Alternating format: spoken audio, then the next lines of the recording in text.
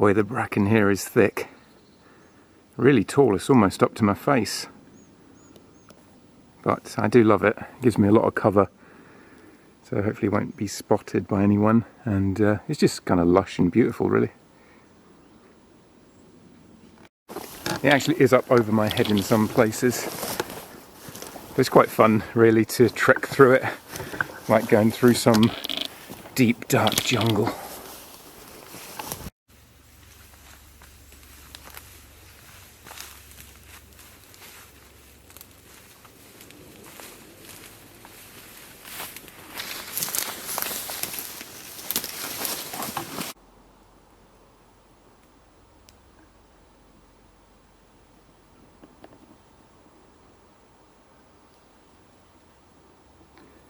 I'm going to camp in the clearing here.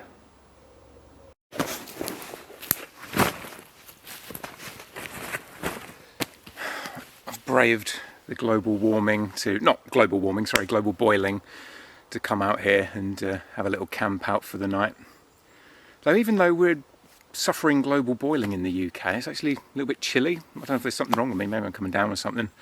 I don't know. Sorry, I know I shouldn't start straight away, but the UK media has been on overdrive with their global boiling propaganda now. Global boiling wasn't whipping people into enough of a fever, so they've rebranded it global boiling. We're all going to die. They've even now on the weather forecast, I don't know if other countries do this as well, but in the UK on the weather forecast now, instead of having a green map behind the guy where he's saying, we've got precipitation in the north and pollen count in the south, now it's bright red. Like it used to be green because that's how the country looks from above, so the map of the UK would be green. Now it's red. On UK weather forecast, everything's bright red, as if it's burning up. We're boiling. But actually, it's been a really chilly summer in the UK. There's been constant chilly winds throughout most of it and grey skies. We haven't had that much hot weather. And you can even look up old weather forecasts from 5 years ago, where at the same time of year it was a lot warmer, but the map was green, just as normal. But like I said, the propaganda machine at the minute in the media is on overdrive. It's ridiculous. The only good thing about that is that the more obvious propaganda is, the more people realise it's propaganda. And, people don't like feeling like they're being manipulated. It makes them feel like fools. So the more obvious the propaganda, hopefully the more it will wake people up to it.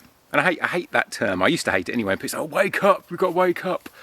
But I find myself actually nowadays thinking, people need to wake up to this shit. But, like I say, with the propaganda so blatant now, I think more and more people are cottoning on to it and just rolling their eyes at it all. Anyway, enough of all that silly bother. Let's unpack.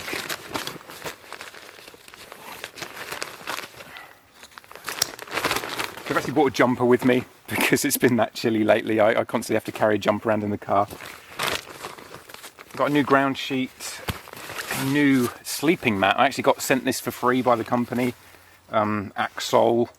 So I'm going to test that out later. I've had it out already, but I haven't actually used it properly for a camp out. But it's actually really good. I'm looking forward to playing around with that. Got some camo netting to put up, just in case. This is new that I've got as well. I thought I'd play around with. And then, of course, the old Adventure Ridge one-man tent that I always use.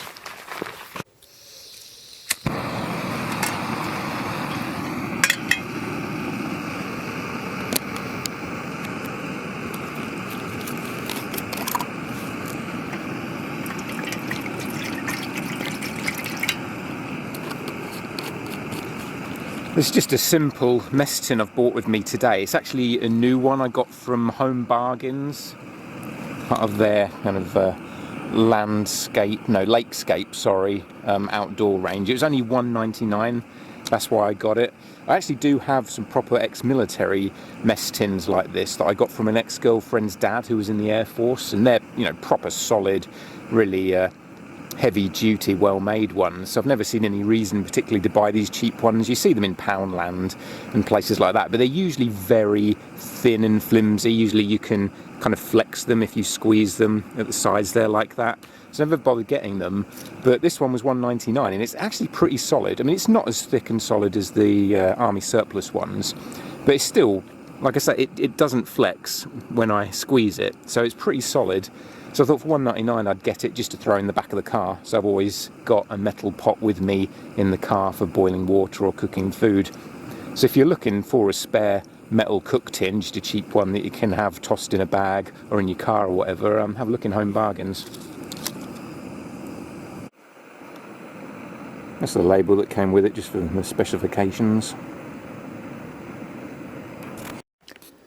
Also got this new ground sheet out of Home Bargains. That was about £3, I think, something like that, maybe £3.50.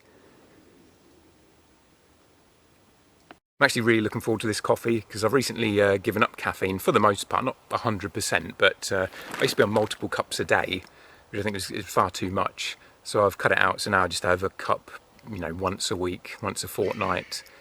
Just, you know, kind of a special occasion kind of thing. And once I got over the first couple of days of caffeine withdrawal, I've actually felt so much better. I had so much more energy, especially in the evenings. Felt a lot better.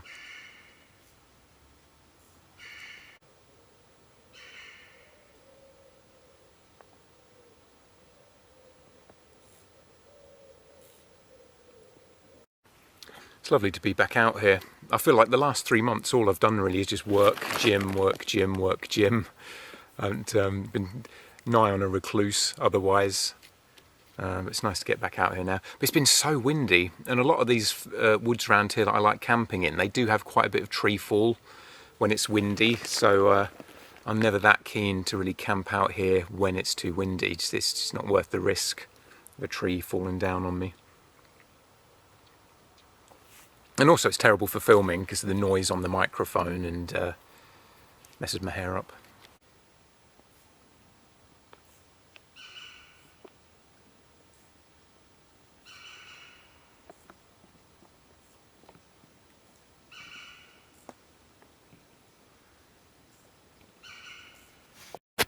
So here is that sleeping mat I got from Axol, the All for Freedom camping mattress. Now this is the one thing I actually don't like about this, is the bag it comes in. It's very bright, and this is just a me thing. You know, I like all my gear to be a bit more muted and, you know, greens and sandy colours, so it blends in more with the environment I'm in. I don't like to be too obtrusive to the landscape, if that makes sense. But, you know, it's just a minor quibble. But you open this up and got the mat here. It comes with this elastic band wrapped around it, which is nice and solid and helps to hold it all together. But also, once you unravel this, you'll find that there are buttons going all along each side of the mat that clip together. So when you're folding it up at the end, when you're not using it anymore, it actually makes it really easy. And I'll show you in more detail in a minute, but it makes it really easy to roll up. See there are just little snapper buttons that go all the way along. So you fold each side into the middle and then clip them together, and it just makes it so much easier to roll up. If you're anything like me, then, you know, getting things to roll up into a smaller package as they came out of the bag is always a problem. I'm terrible at getting tents and sleeping bags and things rolled up small enough to go back in the bags they come out of, so that's really handy for me. But anyway, this is how it looks once you unroll it all. It's very thin, so it doesn't take up much room in the pack when it's like this. However, once you inflate it, it's really cushioned and thick. Now to inflate it, you just step on the end bit here. You can do it with your hand as well. Just keep putting pressure on there, but it's quicker if you do it with your foot. Just keep stepping on it, and the air goes through a little valve there, and that eventually inflates it. And it inflates pretty quickly when you're doing this.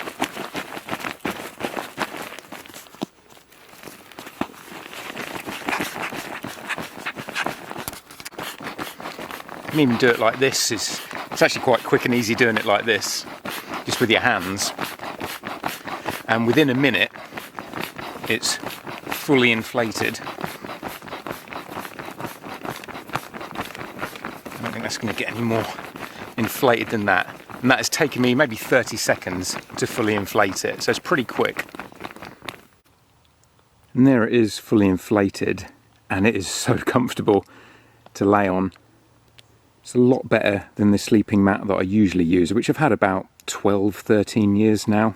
And even when it's deflated, it's a lot thicker than this is deflated. But when it's inflated, it's not as thick as this is inflated. So this is a much superior sleeping mat. I mean, I'll give it a proper test tonight when I'm actually sleeping on it, but just laying on it, it is really comfortable.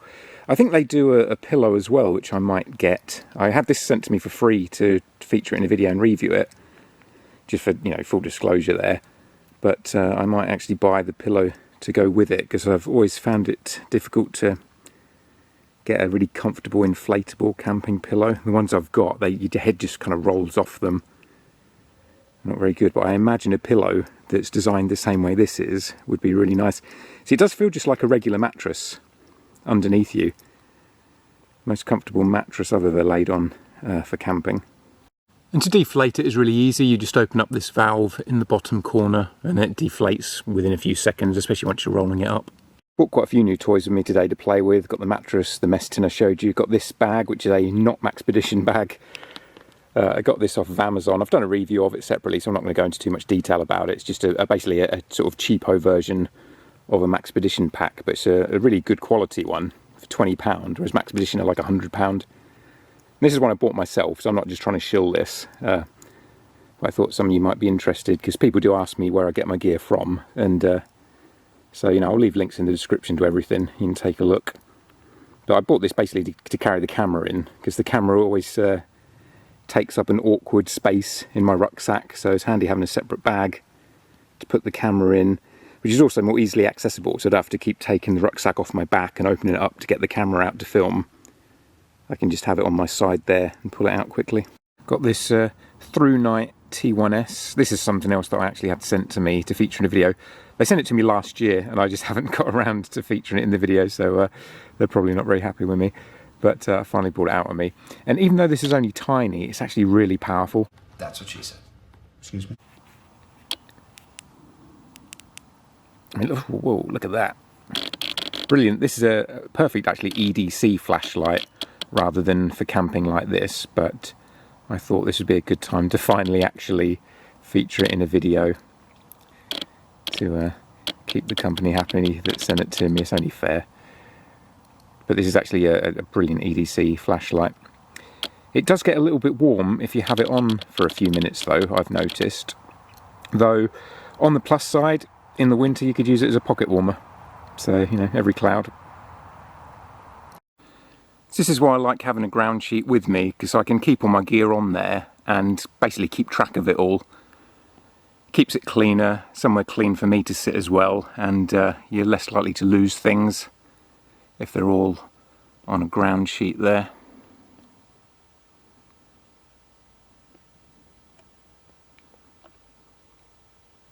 It's actually been staying light till about 10:30, 11, which I absolutely love. But when you're in the woods like this, it gets darker earlier because you're obviously very shaded in the trees.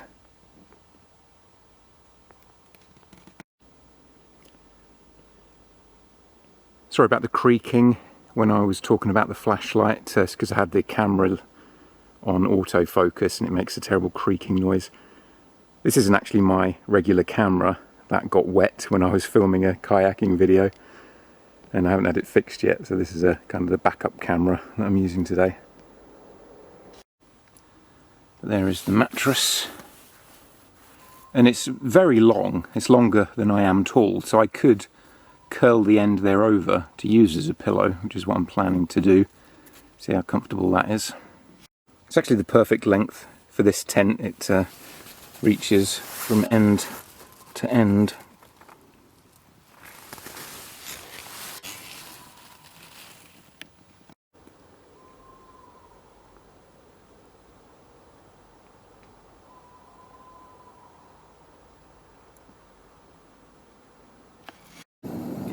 Got some of these instant noodles, just something simple to cook up. It's supposed to be ready in 3 minutes, but it might take a bit longer on here, I'm not sure.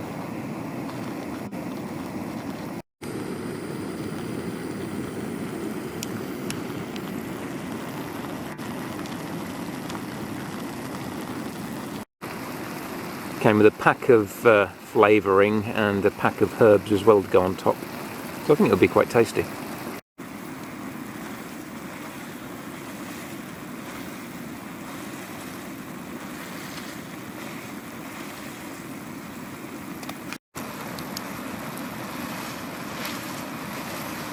Might need a little bit more water in there, but I don't like noodles too watery, so I always put as little in as possible. The little beetle just took a kamikaze dive in there, so I've had to fish him out.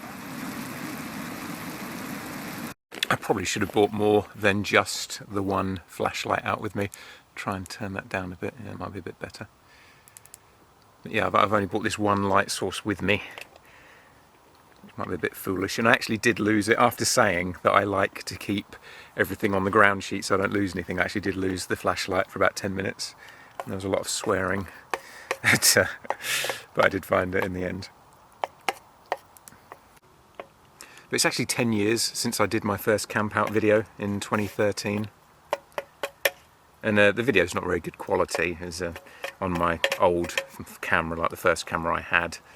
So yeah, not the greatest quality footage, and it was in my little blue tent that I used to have. But it was a really fun trip, I do still remember that fondly. It was about a week before I went travelling. I went around Thailand for about a month after that. So it was all a very kind of exciting time. This is actually the area where I camped for that first camp out, but it was kind of over there a bit more. So I do have a lot of affection for this area. Though someone else has been here, I've seen signs when I came here. There was a load of paracord wrapped around that branch that's down there, and I saw some stakes as well that someone's crafted. So I don't know if someone else has camped here or just been practicing some bushcraft or something. It's quite nice here. You've got a bit of shelter from these branches that come down with the tree there. Got a little fire going now, nothing too big, because it's actually quite mild tonight for all the chilly weather we've had. It's actually not too bad now, which is why I came out to take advantage of it. But I've got a fire going just for a bit of light rather than using all the battery on the flashlight. It's a rechargeable flashlight, you just plug it in with a USB cord. So these noodles are a lot hotter and spicier than I was anticipating. They are really hot, and I quite like hot and spicy, but damn, I'm not expecting this.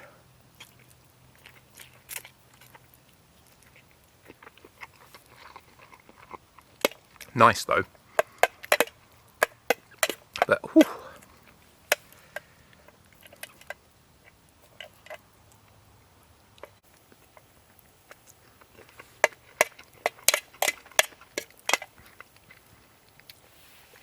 Oh my lord, that is hot. Damn. Was not expecting it to be that spicy.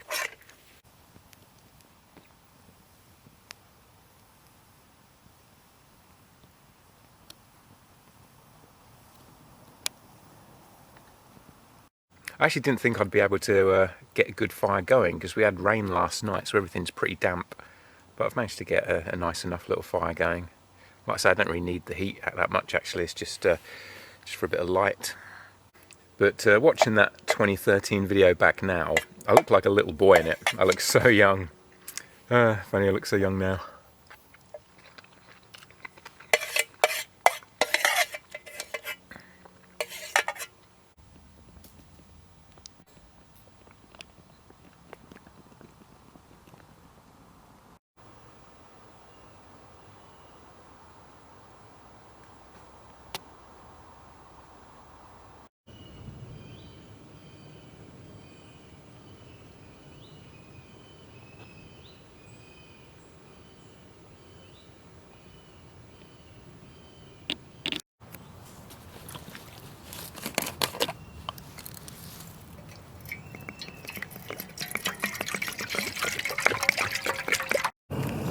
Got my beloved 2-litre canteen with me.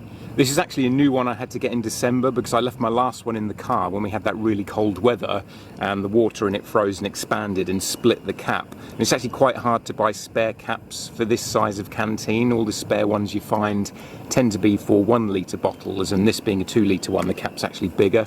So I had to just buy a whole new bottle, unfortunately.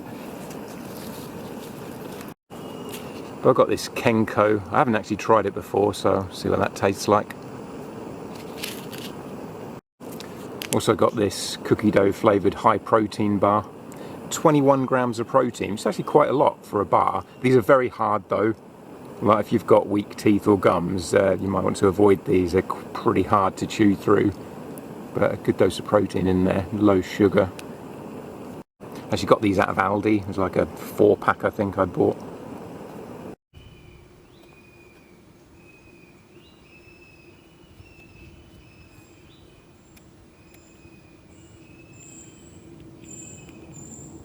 The Through Night is the only flashlight I bought with me last night, so I used it pretty much all night, and it lasted, even though it's only, you know, a tiny EDC flashlight. I mean, it's really only designed for that, it's not for long-term camping or whatever. It did last pretty well. The on-off switch also indicates how much battery you've got left, so when it's fully charged it's blue, but as the battery starts to run down, the button turns to red and then starts flashing red, which is quite handy. That gives you a little indicator if you're getting low on battery. But also the heating issue, like when I turned it on, I had it on for a few minutes, it started to feel as if it was getting a bit hot, but then it actually cooled down and it stayed warm, but it wasn't hot. So that wasn't an issue either, and it certainly didn't overheat. I had it on for quite prolonged periods of time last night, and it worked perfectly fine, so yeah, not bad. This flashlight also has a magnetic edge on the end there, so say you've got it by your car and you're using it and you need light, you can just whack that on the car door and that will hold it on there, or any metal surface, so you can have it holding on like that. And it's pretty strong magnet, you can see it's holding on to the knife blade there pretty securely, even when I wiggle it around. So it does make for a good EDC flashlight, and in a pinch it'll pretty much last you all night if you're stuck out with it. But speaking of EDC, I've also got myself a new EDC knife, and for over a year now, about a year and a half, I've been looking for my perfect UK legal EDC knife, which basically means blades under 3 inches and it's a non-locker. But every one I bought, either the blade was a bit too short or a bit too long in one case, or I just didn't really like the handle. It's actually quite hard to find a really nice UK legal EDC knife, but I think I've cracked it now. And here it is. Now, don't ask me what brand it is, what make, what model, because I have no idea. I got this off of Amazon, and it was just listed as UK legal EDC knife. And when it arrived, it was in a plain white cardboard box. No labelling, no branding, nothing on there, so I have no idea who makes these. But for me, this is pretty ideal in what I've wanted. For starters, the blade is a nice length. It's about 1/4 of an inch under 3 inches. Now, I like to make the most of that 3 inches, but at the same time, I also like there to be a little bit of wiggle room. So an overzealous police officer isn't going to try and do you for it if it's just, you know, a fraction over 3 inches. So I like it being slightly under 3 inches, but not too far under. And I found that a lot of EDC knives actually tend to be about 1/2 inch under, which is a bit too much for me. So this is a really nice length to the blade. It was pretty sharp as well. It's not, I wouldn't call it razor sharp, but it was sharp when it arrived. I mean, if I run it over my finger, it would slip my finger open. So, you know, it's sharp. It's also very solid feeling. There's no wiggle in the connection between the blade and the handle. It all feels very solid. It's all solid steel. There's no plastic or anything on it. It's just complete metal. It's also very thin. Because there's no plastic or wood around the handle, it makes that very thin, so it fits in my pocket really nicely. Also, the clip is on the edge here. It's like a carabiner clip rather than being on the side. Normally there's a clip that can, you know, sort of slide over your pocket. I actually find a carabiner clip like that more useful, but being on the edge, much like not having any plastic or wood around the handle, it makes it very thin. So when this is in my pocket, I don't even feel it. And it doesn't leave an indentation or anything, so it doesn't make it visible that I've got a knife in my pocket. There's also these gaps in the handle, which on the one hand might make the handle a bit weaker, but it doesn't feel weak. Like I say, this is all sort of solid steel, so It doesn't feel like it's weak, but that makes it lighter as well, because you've got these gaps in the handle. So the lightweightness of it, the slimliness of it, and the length of the blade all make it ideal for what I want in a UK legal EDC knife. And it holds open solidly as well. If I sort of knock it there on the wood, it's not making the blade bend as if it's going to collapse in on my finger. You know, it holds open pretty solidly. So there's no fear that that's going to bend inwards and fold down onto my fingers and cut me. So when I'm out here, I quite like that with the carabiner clip I can just have it on my belt loop like that, and it comes on and off really easily. It was only £10 as well, which isn't too bad really. For some reason UK legal EDC knives tend to be more expensive than non-legal. I have no idea why. It's just a way of ripping you off really, because you know, a lot of people have to get these out of necessity maybe, I don't know. But yeah, this is perfect. So I think my search for a UK legal EDC knife is over. Also just found this on the floor. It's a sachet of something or other. I can't make out what it is, but there's more signs that someone's been here. And there's been a lot of chopping around this wood. I'll show you in a minute that someone's been up to something. That someone's been either carving or hacking at this wood here with an axe or a knife.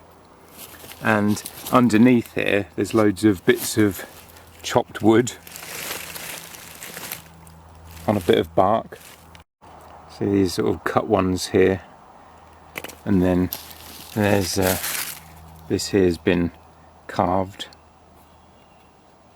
a bit into sort of a spike, and this larger one here has been carved at the end there as well, but not fully, just kind of halfway, like they got bored halfway through. So someone's been doing something or other here. There's another bit of a sachet of something where I guess they had some food or drink out here. So maybe someone did camp here for the night. A few more bits of carved and cut wood too.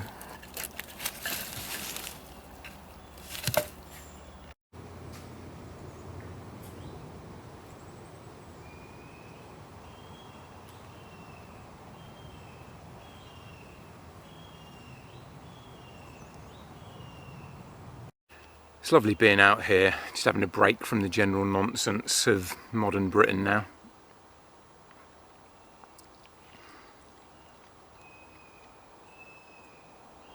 It's so tranquil waking up and just seeing the sun glistening through the trees, sound of the bird song in the background, no people, no cars, no cameras. Absolutely beautiful. I actually ran into East Anglian Outdoors a couple of months ago, and I said, oh, I recognise you, I've watched your videos and that. He seemed in a bit of a hurry to get away, so I don't know if I just caught him on the hop, or he just generally thought, who's this dickhead, and wanted to get away. But I would like to think it's more that I just caught him unawares, because I've had it happen to me before where people have recognised me from my videos and approached me, and I'll be just walking along, you know, dolly daydreaming, and someone's like, hey Rod, how's it going? And it does kind of, you know, you don't expect it, because even though we put ourselves out here on YouTube, I at least certainly don't think of myself as any kind of, you know, celebrity status. I don't really expect to be recognised. But it's happened actually 4 or 5 times now at least. People have recognised me when I've been out and about. But it does kind of take you really unawares, and you don't really quite know what to say. Because obviously the people know you more than you know them, because they've seen you in videos and that. But it's nice though, I like it, especially when people say kind things. And it's nice to know that I've entertained people or helped people in some way through these videos. But yeah, I guess I just caught him a bit unawares and he didn't really know what to say. But he seems like a nice guy, and he does some great videos. But I told him I had a YouTube channel, and he asked me what it was, and I always do this now. Whenever anyone asks me what my YouTube channel is called, in my head, I always think I'm called Rod Outdoors, but it's not, it's English Prepper. So I go to say Rod Outdoors, and then I'm like, no, wait, that's not right. And I end up looking like an idiot, because I don't even know what the name of my own YouTube channel is. Because it used to be Rodster6, which was just some silly name I made when I first came on YouTube, just to leave comments when I was younger. I didn't ever plan on uploading videos. They changed it to English Prepper a few years ago, but I'm tempted to change it again to Rod Outdoors, because that's what, in my head, for whatever reason, I always think my YouTube channel is called. The only problem with changing my name again is that I think it does hurt the viewership, because there will be people who see a video uploaded by some guy called English Prepper and they didn't realise it was me because they're used to it being Rods to 6, and I think I lost some viewers then. So if I change it yet again, I may lose even more. But I'm not really that keen on the English Prepper name anymore. That sachet I found was full of white powder, which I think is probably powdered milk, which would have actually been quite handy for my coffee, but I didn't want to risk putting it in there just in case I end up poisoning myself. God, that mattress last night was nice though. I've had it outside as well this morning just to lay outdoors on it. Oh man, it's lovely. You don't want to put it directly on the ground though. I've got the ground sheet underneath it. It's not that kind of hard wearing material that you'd want to have it on, you know, sticks and stones and things. But it's lovely just having it out here, just to lie down under the leaves and under the sky, relaxing. Ever so comfortable. The other sleeping mat I've had for well over 10 years now, maybe 13 years. I think it was Christmas 2009 I got it. So I guess it's just outdated now anyway. I hadn't really ever thought about getting another one. I hadn't really looked into advancements in sleeping mat technology, but this one here is lovely. You just got to be careful that the open valve doesn't pop open if you knock it with your feet or anything. It's usually when you get it out of the pack initially that's come undone, and you've got to just make sure you close that up. But otherwise, yeah, I haven't had any issues with it at all. It's really comfortable. There's quite a lot of nice bird song out here today. In some woods that I go into, you barely hear any wildlife. And out here before it has been a bit dead, but at the minute there seem to be quite a few birds just twittering in the background, which is nice to hear.